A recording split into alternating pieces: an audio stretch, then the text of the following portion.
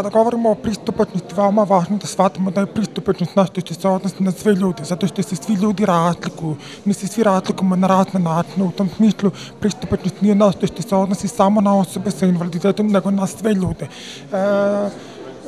Inače, do sada se dešava da ljudi posmatruju pristupačnost kao nešto što se odnosi samo na osobe sa invaliditetom. Međutim, potrebno da promenimo naš način razmišljanja, da shvatimo da je sve ono što pravimo, sve što gradimo, projektujemo, osmišljavamo, mora da bude pristupačno svim ljudima i svim njihovim razlikama. To je ono što je ključna stvar.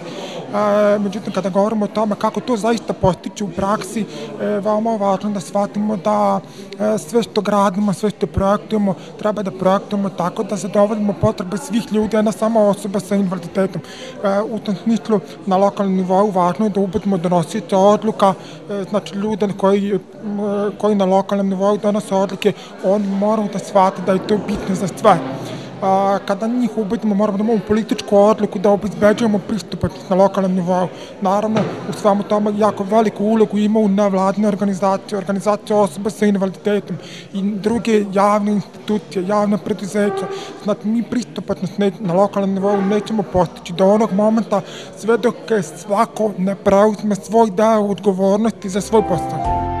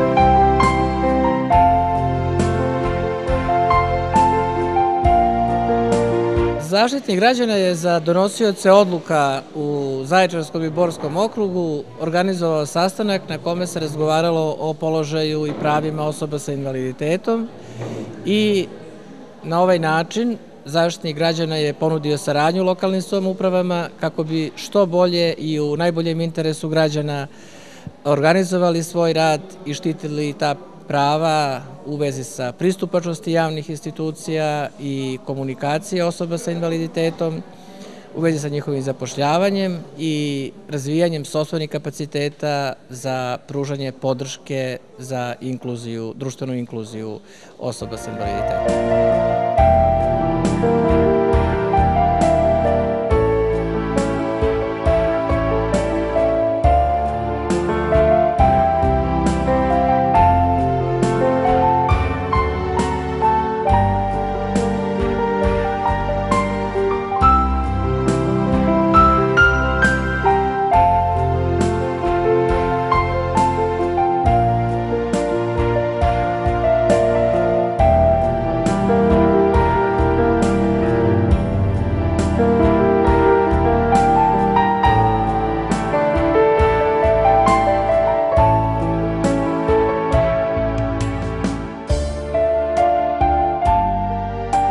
Pošto je tema bila arhitektonske barijere, ja do pre godinu dana nisam ni znala da postoje u gradu Knjaževcu.